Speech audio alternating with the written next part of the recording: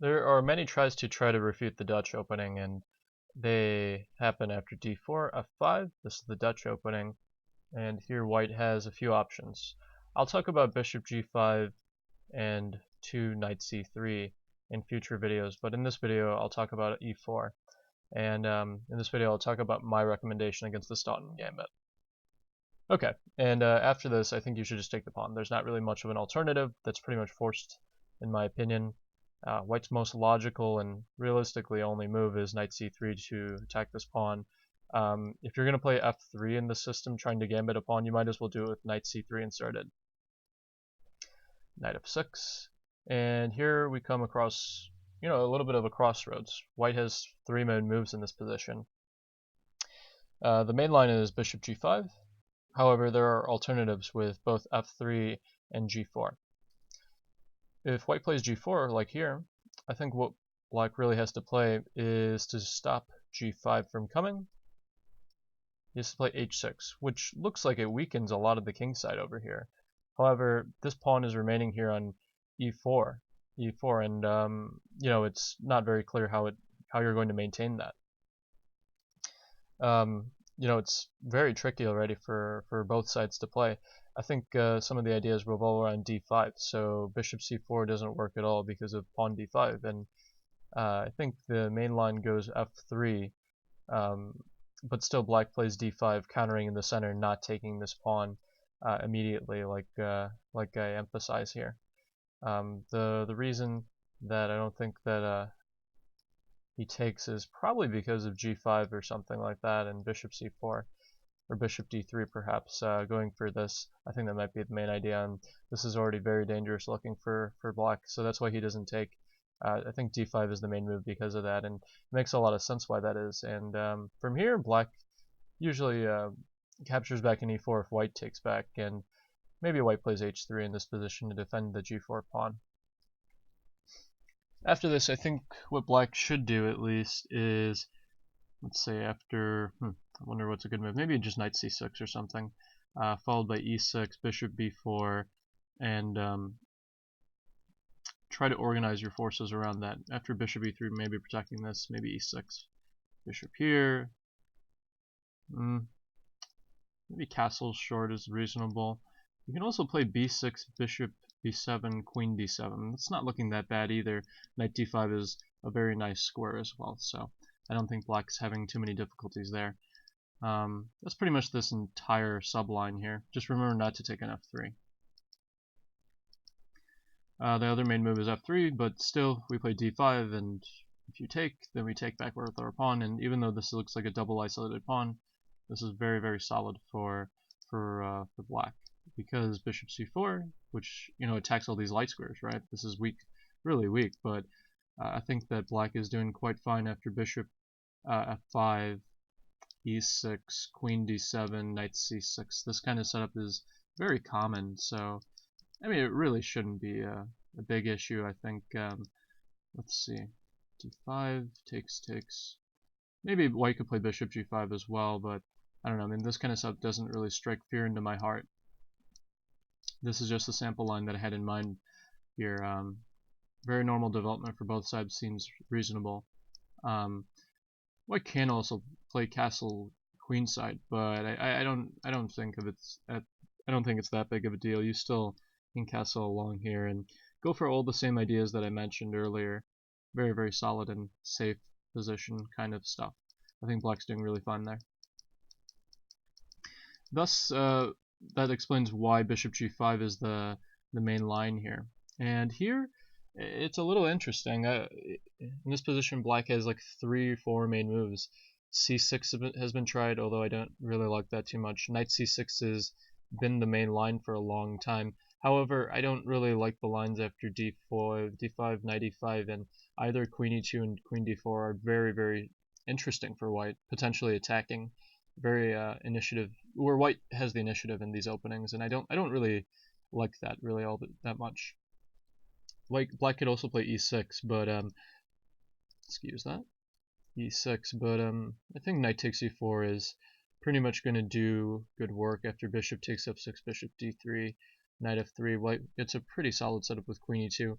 I think I've seen some games of white attacking black really hard on the king side with h4, and setting something up on the weak king side over here. Black is not doing all too well there. I wouldn't recommend that variation either.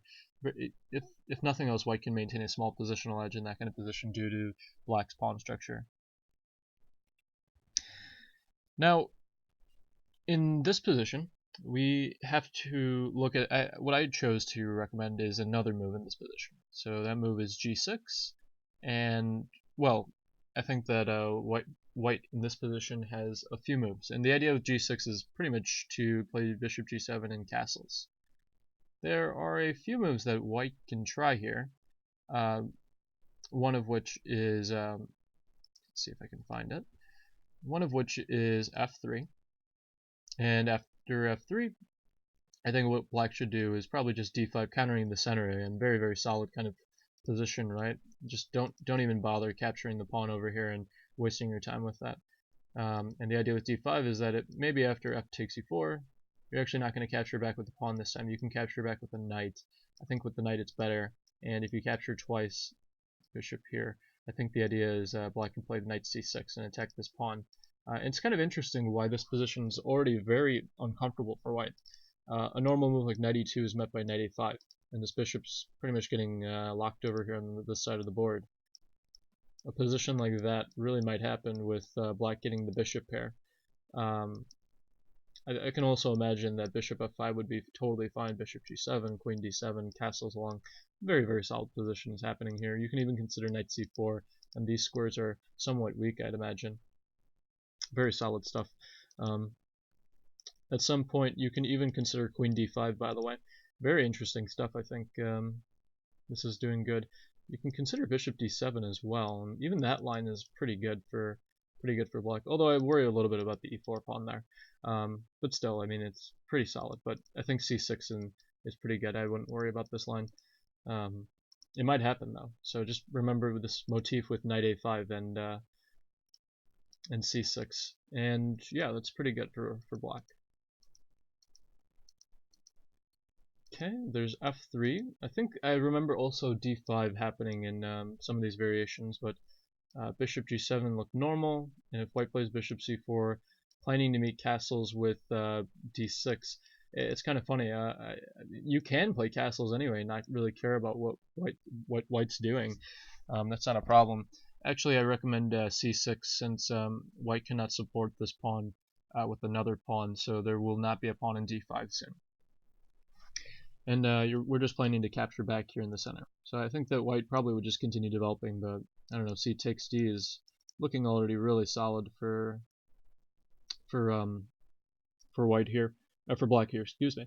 And I don't know, knight takes d5 looks like the most normal move in the world, and either e6 or knight takes d5 are both fine. I think this is really, really fine.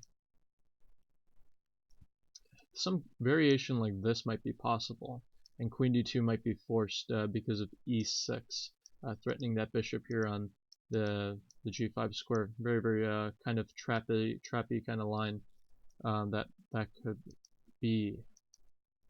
Maybe queen d2 is forced, by the way, but even then, you got to worry about a free pawn like that happening, being on pre at some point. And by the way, bishop takes doesn't really help either because of knight c6, I think. Just developing, and I mean, if you castle, maybe you can just take now and kick him at some point, maybe with just castles here, I think is just a fine move. And you can worry about maybe d6, bishop f5, queen d7. This kind of stuff is really, really solid for black. I mean, I don't see any problems, and black has a really nice active bishop here, so attacking that b2 pawn is always an idea. Maybe you should take it at some point if white leaves it. So I don't really find that to be a challenging option, with c6 as a nice move, a nice idea to keep in mind. There are a couple of other moves that white can try that I've seen in games. One of which is, I think, did we discuss maybe going back to this f3 line, I want to mention also one thing. After d5, sometimes they consider queen d2. Kind of an interesting idea, and maybe if you just continue developing, white could just plan to sacrifice this pawn in a fashionable line like that. But I doubt that this is a very bad position at all. You can castle on either side of the board, and I mean this side is definitely more sharp because it's opposite side castling, and that just tends to be more sharp, obviously. And you could castle short, castle long, and probably be fine. I mean, I wouldn't say that black is better or white's better. I think it's just unclear play that results. Very difficult to say about that position, what's going on. I haven't had too many games in my experience with that, but I can recommend that it's pretty solid. So the main moves that come from this position are instead of f3 are bishop c4, which I think is a decent try. I don't think it gets that much, and h4, which is probably the most interesting move in the world. We'll go over bishop c4 first. Same idea as before with d5, but instead of playing d5, the bishop actually has that diagonal. Now here there are pretty interesting lines here. Black can just play bishop g7. I think this is what he should do. He can play d5 at any point, but it's not really a big deal. And white plays f3. I mean, he just wants to develop this knight really to f3, not on e2. I think this is what's white's idea here.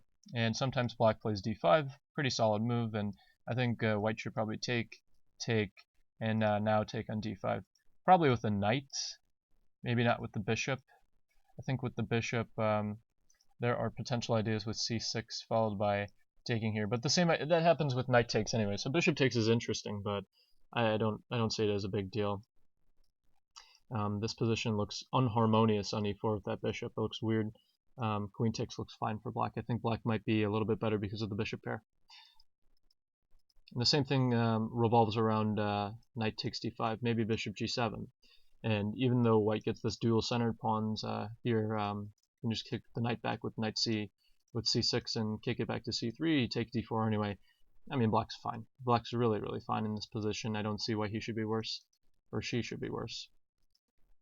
I'll say he for gender neutrality, and I don't have a preference there, of course. So anyways, guys, that's bishop c4. I really don't think there's any issues there. I don't know. I mean, knight e2 doesn't look like that much of an issue because you go d5 anyway. Perhaps, or you could start with e6 or c6, perhaps. Maybe c6, threatening d5, and white really doesn't have another option than just to play d5, preventing the d5 move there, like we talked about. And we already discussed that line. I don't know. I mean, maybe taking here is an option, but even e takes is interesting. Knight takes e4 loses to d5, and you don't want to play a move like d5 now. I mean, that just looks kind of ugly, really. Maybe d6 is an interesting move. Anyways, guys, I think that's I think we get the point there with this idea of just blunting this bishop in many ways possible, playing d5 at some point. Really, really consistent themes are there. So the main move is by far, and it's not even close actually. It's h4, just trying to mow down black on the king side, I think. And in this position, what black should do is just brace himself for what supposedly looks something dangerous, right? But bishop g7 is very calm and cool, I think, in this position, and or maybe you can start with d5. But either one is fine. But still, the idea is that after d5, h5, bishop g7, you're just kind of letting white take here or push. You're just trying to, let's say, hold the fort in the center, because that's what really matters in a position, not the flank over here. And white's idea is very much justified. He wants to annoy the black king side here because it's kind of weak over here. So I mean, certainly you can take, black could take, white can take, but that position's not so dangerous even though the pawn's weak. Maybe you could play the king f7 at some point, but I think bishop f5 is a sturdy defense of that pawn. So it's a interesting idea for sure for white. I don't think white's worse, but I don't think black's worse at all either. Probably roughly equal. That kind of position are unclear. Consequences can happen from that. The main move is by far after bishop g7, h6. The bishop has to go back. And now here, white's main move by far is f3 here, trying to destroy your center right away. Here, there is a book recommendation by Moskalenko, in his book recommends the very unusual queen d6 move. Very, very cool move, I would say. Bishop f5 is the normal move, and after bishop f5, I think the white side would play queen d2, and after further development by, like, let's say knight c6, castles, queen d7, I don't know, takes here. White definitely has some compensation for sure with the terribly weak squares everywhere around here for black. So I don't know. It's an unclear position. I think it would be worth trying to play for either side. Very cool position, I would say. Black has a weak pawn structure, but white is down a pawn. That's the difference. So very cool line to try out if you're interested. Very similar types of positions happen in this line. So the idea is that queen d6, very normal move. And after this, I think what white should do is play queen d2, following in the footsteps of the other plan. Or not, I mean, queen d2 is interesting, let's say. Knight ge2 is another move. Maybe this is a better move, actually, but probably in this position, black should just capture the pawn. Play bishop f5, continuing with normal development. Queen d2 maybe. Looks all normal to me.